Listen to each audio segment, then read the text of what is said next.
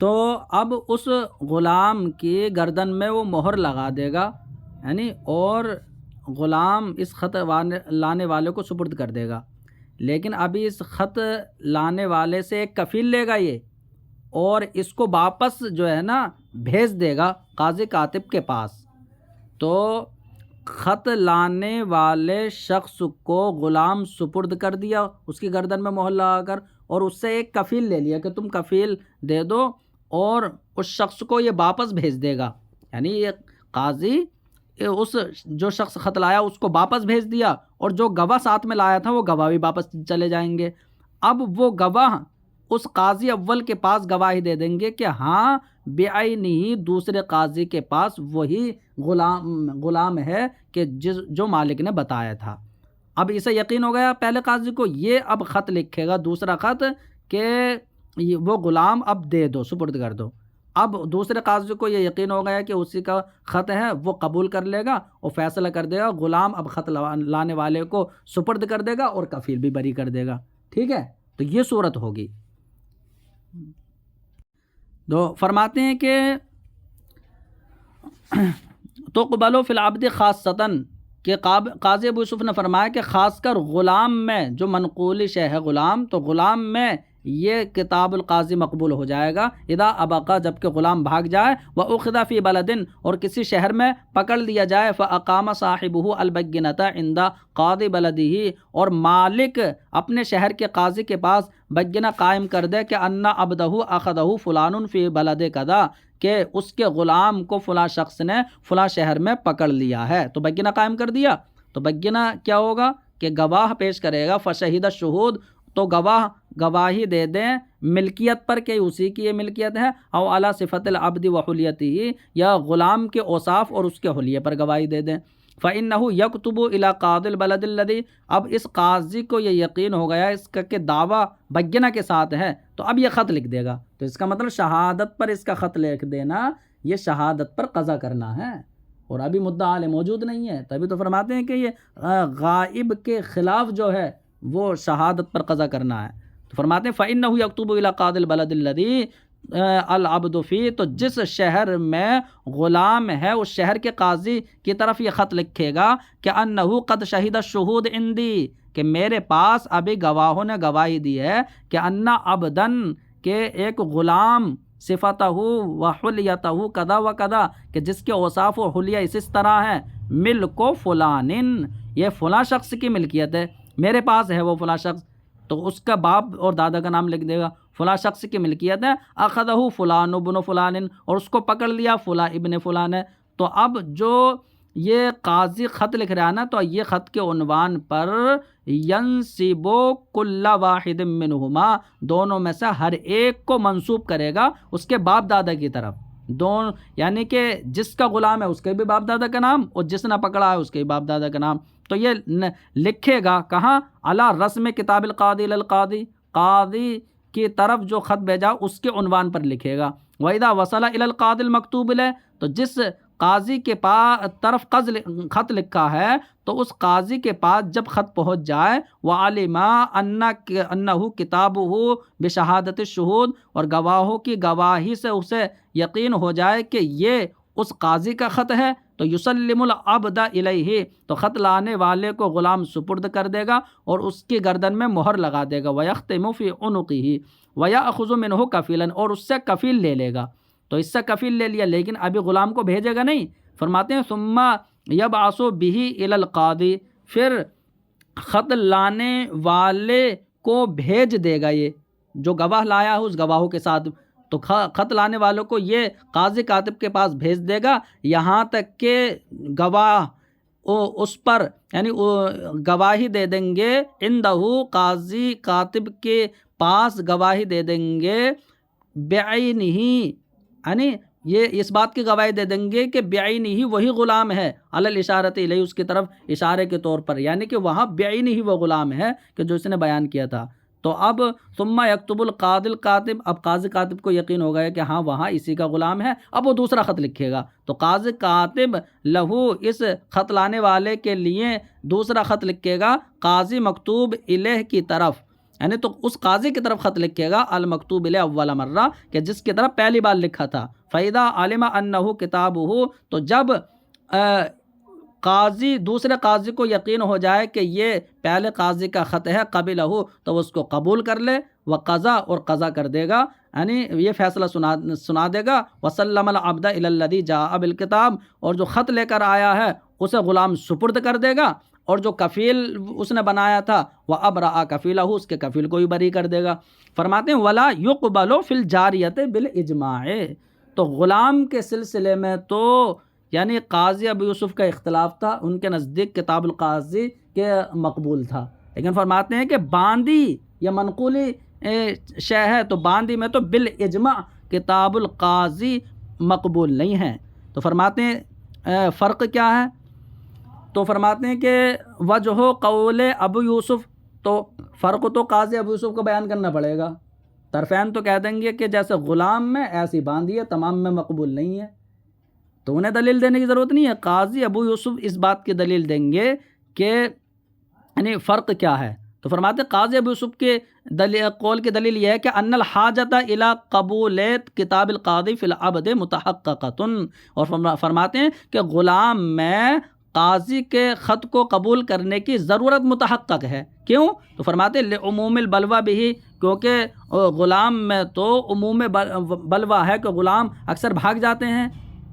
Flu لم یقبل، تو اگر یہاں کتاب القاضی مقبول نہ ہو تو پھر معاملہ لوگوں پر تنگ ہو جائے گا. ولا ضاعت اموالہم، اور لوگوں کے اموال تو ضائع ہو جائیں گے. فرماتے ہیں لیکن پھر باندی میں کیوں نہیں؟ ولا حاجت الیہ فی الامت، لیکن فرماتے باندی میں اس کی حاجت نہیں ہے کتاب القاضی کی. لانہا لا تہرب عادتاً، اس لیے کہ باندی عادتاً بھاگتی نہیں ہے. کیوں؟ اس لیے کہ باندی وہ صنف نازک ہے، اس کی ساخت ہی کمزور ہے، پھر اس کا دل بھی کمزور ہوتا ہے. تو فرماتے ہیں لعجزہا و ضعف بنیتہا و قلبہا، تو فرماتے ہیں کہ باندی کے کمزور ہونے کی وجہ سے اور اپنی نیت اور دل میں بھی اس کے جو ہے وہ کمزور ہونے کی وجہ سے، تو ایک تو وہ عاجز ہوتی ہے بھاگنے سے اور پھر کمزور بھی ہوتی ہے. تو اس لیے انہوں نے فرق بتا دیا. اب طرفین دلیل اس بات پر دیں گے کہ دیکھو غیر منقولی چیزوں میں تو کتاب القاضی مقبول ہوگا، لیکن منقولی چیزوں میں بالکل مقبول نہیں ہوگا. تو اس کی دلیل دیں گے. طرفین کی دلیل یہ ہے کہ ان الشہادۃ لا تقبل الا علی معلوم، کہ شہادت معلوم چیز پر ہی مقبول ہوگی، کیونکہ اللہ کا فرمان ہے الا من شہد بالحق، مگر جو حق کے ساتھ گواہی دے اور وہ جانتے ہوں گواہ. ٹھیک ہے، اس حال میں کہ وہ جانتے ہوں. تو فرماتے ہیں کہ معلوم پر گواہی مقبول ہوگی. والمنقول لا يصير معلوما الا بالاشارۃ الیہ، اور منقولی شے معلوم وہ اشارے کے ذریعے ہی ہوتی ہے. والاشارۃ الی الغائب محال، اور منقولی شے جب غائب ہو، سامنے نہ ہو، تو اس غائب کی طرف اشارہ کرنا محال ہے. تو اس لیے جب غائب کی طرف جب اشارہ ہو ہی نہیں سکتا تو مدعی نے تو دعویٰ کر دیا، گواہوں نے گواہی دے دی، تو یہ مقبول ہی نہیں ہوگی. فلم تصح شہادت الشہود، تو گواہوں کی گواہی صحیح نہیں. ولا دعوی المدعی، اور مدعی کا دعویٰ صحیح نہیں. کیوں؟ اس لیے کہ منقولی جو شے ہے جو مدعا بن رہی ہے تو وہ تو سامنے ہے ہی نہیں، اس کی طرف اشارہ نہیں ہو رہا. لجہالت المدعا، تو فرماتے ہیں وہی مدعا کے مجہول ہونے کی وجہ سے. فلا یقبل الکتاب فیہ، تو پھر منقولی شے میں تو کتاب القاضی مقبول ہی نہیں ہوگا. فرماتے ہیں اس لیے باندی میں مقبول نہیں ہوتا ہے، وہ اور تمام منقولی چیزوں میں منقول نہیں ہوتا. بخلاف العقار، برخلاف غیر منقولی چیزیں، اس لیے کہ غیر منقولی چیزیں لأنہ یسیر معلوما بالتحدید، تو وہ تو حد بندی سے معلوم ہو جاتی ہیں. ان کی حد بندی کر دی جائے کہ اتنی جو ہے اس کی چوڑائی ہے، اتنی لمبائی ہے، اتنی دائیں بائیں سب بیان کر دی جائے. اور برخلاف دین کے، اس لیے کہ دین اوصاف کے ذریعے معلوم ہو جاتا ہے. یسیر معلوما بالوصف، اس کے اوصاف بیان کر دی جائے اس طرح. تو فرماتے ہیں وہذا الذی، تو یہ جو ہم نے ذکر کیا ہے یہ ہمارے ائمہ کا مذہب ہے کہ طرفین کے نزدیک غیر منقولی چیزوں میں تو کتاب القاضی مقبول ہوگا اور منقولی چیزوں میں نہیں. قاضی ابو یوسف کے نزدیک صرف غلام میں تو مقبول ہو جائے گا اور کہیں نہیں. تو یہ ہمارے ائمہ کا ہو گیا. فرماتے ہیں وقال ابن ابی لیلہ رحمہ اللہ، ابن ابی لیلہ رحمہ اللہ نے فرمایا کہ یقبل کتاب القاضی للقاضی فی الکل، کہ تمام میں کتاب القاضی للقاضی مقبول ہے، تمام میں، چاہے منقولی ہوں یا غیر منقولی ہوں. فرماتے ہیں وَقُضَاتُ زَمَانِنَا يَعْمَلُونَ بِمَذْهَبِهِ لِحَاجَةِ النَّاسِ، اور ہمارے زمانے کے قاضی تو ابن ابو لیلہ کے مذہب پر عمل کرتے ہیں، کیونکہ لوگوں کو حاجت ہے، آج تو باندھی بھی بھاگ جا رہی ہے، غلام بھی بھاگ جا رہا ہے، سب ایک سے ہو گئے، اس لیے انہی کے فتوے پر عمل کرتے ہیں۔ وَيَنبَغِي لِلْقَاضِ الْمُرْسَلِ إِلَيْهِ، اب فرماتے ہیں کہ جس قاضی کے پاس خط بھیجا گیا ہے تو اس کے پاس تو خصم موجود ہوگا نا وہاں پر، ہیں، اس کے پاس تو مدعا علیہ ہے نا، تو مدعا علیہ کے سامنے خط کھولے گا، ٹھیک ہے۔ تو فرماتے ہیں جس قاضی کے پاس خط بھیجا گیا اس کے لیے مناسب یہ ہے کہ اللہ فک یفکو، اللہ یفک الکتابہ الا بمحضر من الخصم، کہ وہ خصم کی غیر موجودگی میں خط نہ کھولے، ٹھیک ہے، اس کی موجودگی میں ہی کھولے تاکہ یہ تہمت سے دور ہو جائے، لیکون ابعد من التہمت، تاکہ تہمت سے دور ہو جائے، اسی کے سامنے کھول لے۔ اب فرماتے ہیں ومنها اللہ یکون فی الحدود والقصاص، اور کتاب القاضی کو قبول کرنے کی شرط یہ ہے کہ یہ حدود و قصاص میں نہ ہو، اس لیے کہ فرماتے ہیں لأن کتاب القاضی للقاضی، اس لیے کہ کتاب القاضی للقاضی یہ شہادت علی شہادت کے درجے میں ہے، اور فرماتے ہیں حدود و قصاص میں گواہی پر گواہی مقبول نہیں ہے، تو پھر قاضی کی طرف جو قاضی کا خط ہوتا ہے کتاب القاضی للقاضی وہی مقبول نہیں ہوگا حدود و قصاص میں۔ فرماتے ہیں ومنها، اور کتاب القاضی کے قبول کی شرط یہ ہے کہ ان یکون اسم المکتوب لہو و علیہ، فرماتے ہیں کہ جس کے حق میں خط لکھا گیا ہے، وہی والی بات کہ مدعی اور مدعا علیہ دونوں کا باپ دادا کا نام لکھے، تو فرماتے ہیں کہ یعنی مکتوب لہو مدعی اور مکتوب علیہ وہ ہوگا جس کے مدعا علیہ، تو فرماتے ہیں ان دونوں کا نام ہو و اسم ابیہ و جدی، اور اس کے دونوں کے باپ دادا کا نام ہو، ٹھیک ہے۔ فرماتے ہیں وفخذہ، تو باپ دادا کا نام اور اس کے قبیلے کا نام مکتوباً فی الکتاب، یہ خط میں لکھا ہوا ہو، تو یعنی دونوں کا نام، دونوں کے باپ دادا کا نام اور قبیلے کا نام یہ خط میں لکھا ہوا ہو، حتی لو نسبہ الی ابیہ ولم یذکر اسم جدہ، فرماتے ہیں یہاں تک کہ اگر اس کو منسوب کیا باپ کی طرف، صرف باپ کا نام لکھا اور اس کے دادا کا نام ذکر نہیں کیا، او نسبہ الی قبیلۃ کا بنی تمیم و نحوہ، یا بنو تمیم یا اس کے علاوہ جیسے کسی قبیلے کی طرف اسے منسوب کر دیا، ٹھیک ہے، تو فرماتے ہیں کہ لا یقبلو، یہاں پر خط مقبول نہیں ہوگا، لأن التعریف لا يحصل به الا وان يكون شيئا ظاہرا مشہورا، فرماتے ہیں تو اس لیے کہ تعریف اور جو معرفت ہوگی نا وہ اسی کے ذریعے اس کے ذریعے حاصل نہیں ہوتی ہے کہ صرف باپ کا نام لکھ دیا جائے یا صرف قبیلے کا نام لکھ دیا جائے، ٹھیک ہے، جب تک کہ دادا کے ساتھ نہ لکھا جائے تو معرفت اس سے حاصل نہیں ہوتی ہے۔ ہاں اگر ایسا ہے کہ کوئی اتنا مشہور ہے، یعنی بہت مشہور ہے، کوئی شخص مالدار ہے یا کسی اعتبار سے مشہور ہے، بڑا عالم ہے، تو پھر وہاں ہو سکتا ہے کہ وہ قبیلے سے زیادہ مشہور اس کے باپ کا ہی نام ہے۔ فرماتے ہیں مگر یہ کہ یعنی کوئی ایسی ظاہر شے ہو کہ جو قبیلے سے زیادہ مشہور ہو، فیقبل لحصول التعریف، تو اصل تو یہ ہے کہ معرفت حاصل ہو جائے، تو معرفت حاصل ہونے کی وجہ سے اب مقبول ہو جائے گا۔ فرماتے ہیں ومنہا، اور قاضی کے خط کے قبولیت کی ایک شرط یہ ہے کہ فرماتے ہیں کہ شرط یہ ہے کہ ذکر الحدود فی الدور والعقار، کہ مکانات اور غیر منقولی چیزوں میں اگر ہو تو ان کی حدود کا ذکر ہونا چاہیے، حدود 4 ہوتی ہیں تو چاروں حدود کا ذکر ہو۔ فرماتے ہیں لأن التعریف فی المحدود لا یصح الا بذکر الحد، اس لیے کہ محدود چیز میں معرفت یہ حد کے ذکر سے ہی صحیح ہوگی، کہ حدوں کا ذکر کیا جائے کہ کتنی آگے کتنی پیچھے، کتنی دائیں کتنی بائیں، ہر طریقے سے ذکر کرے۔ فرماتے ہیں وَلَوْ ذُكِرَ فِي الْكِتَابِ ثَلَاثَةُ حُدُود، اگر خط میں 3 حدیں ذکر کر دی گئیں، يُقْبَلُ عِنْدَ صحابنا الثلاثہ، تو ہمارے ائمہ ثلاثہ کے نزدیک مقبول ہوگا۔ اس لیے کہ یعنی زیادہ تر تو ذکر کر دی گئی ہیں نا، للاکثر حکم الکل، لیکن فرماتے ہیں وعند زفر رحمہ اللہ، امام زفر کے نزدیک لا يقبل، خط مقبول نہیں ہوگا، ما لم یشهدوا علی الحدود الاربع، جب تک کہ گواہ چاروں حدوں پر گواہی نہ دے دیں۔ فرماتے ہیں ولو شہدوا علی حدین، اور اگر 2 حد پر گواہی دی ہے صرف، تو اس کا مطلب یہ ہے کہ یہ تو عادی ہو گئی نا، تو لم لا تقبل بالاجماع، اب بالاجماع جو ہے وہ خط قاضی کا مقبول نہیں ہوگا۔ وَإِذَا كَانَتِ الدَّارُ مَشْهُورَةً كَدَارِ الْأَمِيرِ وَغَيْرِهِ، تو فرماتے ہیں اور جب گھر جو ہے مشہور ہو، جیسے کہ امیر وغیرہ کا گھر ہے بہت زیادہ مشہور ہو، تو فرماتے ہیں لا تقبل عند ابی حنیفہ علیہ الرحمہ، تو اب امام اعظم کے نزدیک اب بھی مقبول نہیں ہوگا، صرف 2 حد ذکر کیا نا، تو مشہور چاہے کتنا ہی ہو اب بھی مقبول نہیں ہوگا۔ وعندہما تقبل، اور صاحبین کے نزدیک اب مقبول ہو جائے گا، وہ کہیں گے کہ دیکھو یعنی مشہور گھر مشہور ہے نا، امیر کا گھر ہے، تو 2 حدیں بھی اگر ذکر کر دی تب بھی مقبول ہو جائے گا۔ تو یہ تو شرطوں کے مسائل ہو گئے،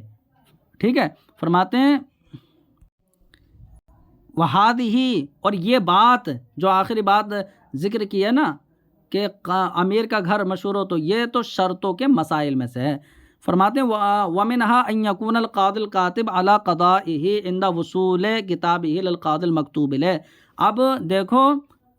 قاضی کا خط مقبول تب ہوگا جب کہ قاضی جس کے پاس خط لکھا ہے اس کے پاس جب خط پہنچے تو یہ اپنے منصب قضا پر برقرار رہے، ایسا نہیں منصب قضا سے اسے اتار دیا جائے، تو پھر وہاں خط پہنچا تو وہ عمل نہیں کر سکتا، یا یہ مر گیا، یعنی اور ایسے ہی مطلب دونوں جو ہے برقرار رہنے چاہیے، دونوں سمجھ لو۔ فرماتے ہیں کہ شرط یہ ہے کہ ان یکون القاضی الکاتب، کہ خط لکھنے والا قاضی علی قضائہ، اپنے قضا پر برقرار ہو، یعنی اس کا خط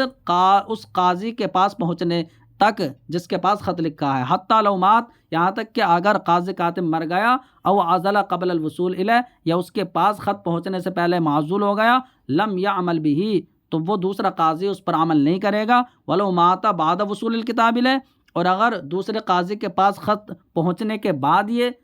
قاضی کاتب مرا ہے تو اس کے بعد تو خط پہنچ گیا، مقصود حاصل ہو گیا، اب بعد میں یہ مرا ہے تو جاز لہ ان یقضی بہ، تو اب اس کے لیے جائز ہے کہ اس پر فیصلہ کر دے۔ اور یہ بھی شرط ہے کہ ان یکون القاضی المکتوب لہ، اب اسے لے لو کہ جس کے پاس خط لکھا گیا ہے وہ قاضی بھی اپنی قضا پر برقرار ہو، یہاں تک کہ اگر وہ مر گیا یا اس تک خط پہنچنے سے پہلے وہ معزول ہو گیا، ثم وصل الی القاضی الذی ولی مکانہ،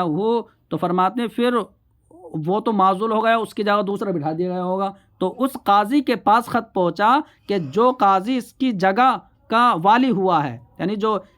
اس کی جگہ پر بیٹھا ہے، تو فرماتے لم یعمل بہ، وہ اس پر عمل نہیں کرے گا، اس لیے کہ خط جس کی طرف لکھا تھا وہ ہے نہیں، اور جس کے پاس خط پہنچا ہے اس کی طرف لکھا نہیں، لأنہ لم یکتب الیہ، اس لیے کہ خط اس کی طرف نہیں لکھا گیا تھا، واللہ تعالی اعلم۔ فرماتے ہیں ومنہا، اور قاضی کے خط کے قبول کی ایک شرط یہ ہے کہ ان یکون القاضی الکاتب من اہل العدل، کہ جو خط لکھنے والا قاضی ہے یہ اہل عدل میں سے ہو، اسلامی مملکت جو عدل والی ہے اس میں سے ہو یہ، فإن کان من اہل البغی، اور قاضی خود بغاوت والے لوگوں میں سے ہے جو اسلامی مملکت کے خلاف کھڑے ہو گئے ہیں، تو اگر یہ اہل بغاوت میں سے ہے تو لم یعمل بہ قاضی اہل العدل، تو جو دوسرا والا قاضی ہے نا، تو اہل عدل کا قاضی وہ اس کے خط پر عمل نہیں کرے گا، بل یردہ، تو جس کے پاس خط لکھا ہے تو وہ عمل نہیں کرے گا بلکہ اس کو رد کر دے گا، ذلیل کرتے ہوئے اور بغاوت والوں پر غصہ کرتے ہوئے، یعنی اب تو وہ رد کر دے گا۔ فرماتے ہیں وَمِنْهَا أَن يَكُونَ لِلَّهِ، اب یہ ہے کہ دیکھیے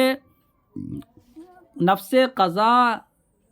سے متعلق کچھ شرطیں تھیں، ایک یہ ہے کہ قضا برحق ہونا چاہیے، اب اور ایک شرط یہ ہے کہ قضا جو ہے وہ خالص اللہ تعالیٰ کے لیے ہونا چاہیے، کیونکہ قضا عبادت ہے، اب اگر اس میں اپنے لیے قضا ہوگی تو وہ مقبول نہیں ہوگی،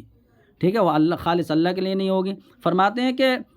شرط یہ ہے کہ ان یکون للہ سبحانہ وتعالی خالصاً، کہ قضا خالص اللہ تعالیٰ کے لیے ہو، لأن القضاء عبادت، اس لیے قضا عبادت ہے، اور عبادت اخلاص العمل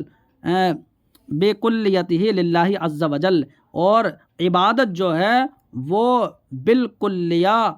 عمل کو خالص کرنا ہے اللہ تعالیٰ کے لیے، تو اللہ تعالیٰ کے لیے یعنی اخلاص عمل کا نام ہے فلا یجوز قضاؤہ لنفسہ، تو اپنے لیے قاضی کا فیصلہ کرنا، قضا کرنا اپنی ذات کے لیے یہ جائز نہیں ہوگا، ولا لمن لا تقبل شہادتہ لا، اور فرماتے ہیں اور نہ اس کے لیے قضا کرنا جائز ہے کہ جس کی گواہی اس کے لیے مقبول نہیں ہے، تو جس کی گواہی مقبول نہیں ہے تو اس کے لیے بھی جو ہے قضا کرنا یہ جائز نہیں، لأن القضاء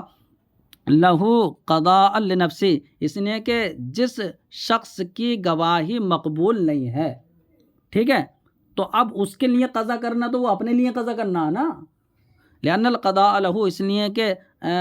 اس کے لیے قضا کرنا یا اپنے لیے قضا ہوگی، من وجہ فلم یخلص للہ، تو یہ خالص اللہ کے لیے نہیں ہوئی، وقضا اذا قضا فی حادثۃ برشوۃ، ایسی قاضی اگر کسی مقدمے میں فیصلہ کرتے رشوت لے کے تو اس کا فی نفسی قضا تو ٹھیک ہے، لیکن اس نے رشوت لے لی تو اس وجہ سے جو ہے یہ خالص اللہ کے لیے نہیں ہوئی، ٹھیک ہے، ایسی قاضی کسی مقدمے میں قضا کرے رشوت لے کر، لا ينفذ قضاؤہ فی تلک الحادثہ، تو اس مقدمے میں اس کی قضا نافذ نہیں ہوگی، وَإِنْ قضا بالحق الثابت عند اللہ عز وجل، اگرچہ اس نے اس پر قضا کی ہے کہ جو عند اللہ حق اور ثابت ہے، ٹھیک ہے، من حکم الحادثتی، یعنی جو مقدمے کا حکم جو عند اللہ ثابت ہے اور حق ہے اس پر اگرچہ قضا کی ہے، لیکن پھر بھی اس کی قضا یہ نافذ نہیں ہوگی، لأنہ اذا اخذ علی القضاء،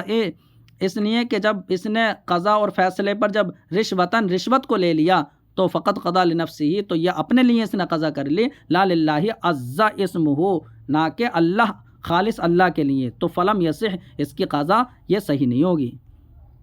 فرماتے ہیں وَأَمَّا الَّذِي يَرْجِعُ إِلَى الْمُقْضَى لَهُ، اب تک تو ان شرطوں کا بیان تھا کہ جن کا تعلق نفس قضا سے تھا، ٹھیک ہے،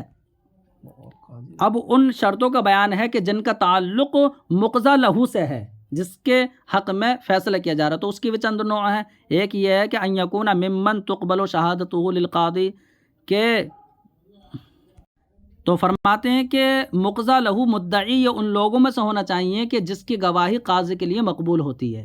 ٹھیک ہے، مطلب جس کی گواہی قاضی قبول کر سکتا ہے، تو اگر یہ ان میں سے ہوا جس کی گواہی قاضی کے لیے مقبول نہیں تو قاضی کا قضا کرنا اس کے لیے جائز نہیں ہوگا، جو ابھی ہم نے پیچھے کہہ دیا کہ پھر وہ اپنے لیے بھی وجن قضا ہو جائے گی۔ اور ایک شرط یہ ہے کہ ان یکون حاضرا وقت القضاء، کہ قضا کے وقت یہ مدعی حاضر ہو، قضا کے وقت یہ حاضر ہو، فإن کان غائبا، تو اگر یہ غائب ہوا تو اس کے لیے قضا جائز نہیں ہوگی، اس لیے کہ جب اذا کان انہو خصم حاضر، مگر یہ کہ اس کی طرف سے کوئی خصم موجود ہو، یعنی اس نے نائب بنا دیا اپنے کسی کو، تو تب الگ بات ہے، فرماتے ہیں اس کا موجود ہونا ضروری ہے وقت قضا، لأن القضاء علی الغائب، فرماتے ہیں اس لیے کہ غائب شخص کے خلاف قضا جس طرح جائز نہیں ہے، ایسے غائب شخص کے لیے جو ہوگا نا مدعی، اس کے لیے بھی قضا یہ جائز نہیں ہوگی۔ فرماتے ہیں وَمِنْهَا، اور ایک شرط یہ ہے کہ طلب القضاء من القاضی فی حقوق العباد، کہ حقوق العباد میں قاضی کی طرف سے قضا کا مطالبہ ہو کہ آپ فیصلہ کر دو، لأن القضاء وسیلۃ الی حقہ، تو فرماتے ہیں فکان حقہ، تو فرماتے ہیں اس لیے کہ قضا جو ہے نا یہ اس کے حق کا وسیلہ ہے، اس کے حق تک کہ وہ قضا سے اس کا حق ملے گا، فکان حقہ، تو اب یہ اس کا حق ہوگا تو یہ قضا کا مطالبہ کرے، اور اس انسان کا حق اسے پورے طور پر نہیں دیا جاتا مگر مطالبے سے، کہ مطالبہ کرے گا، تو قاضی سے جو ہے نا قضا کا مطالبہ کرے گا حقوق العباد میں مدعی۔ فرماتے ہیں جن شرطوں کا تعلق مقضی علیہ سے ہے تو ایک شرط یہ ہے کہ فحضرتہ، کہ مقضی علیہ موجود ہو، یہاں تک کہ غائب شخص کے خلاف قضا جائز نہیں ہوتی ہے، مگر یہ کہ اس کی طرف سے بھی کوئی خصم موجود ہو جائے نائب، تو یہ ہمارے نزدیک امام شافعی کے نزدیک یہ شرط نہیں ہے، اور مسئلہ یہ کتاب الدعوہ مذکور ہے، واللہ سبحانہ و تعالی عالم۔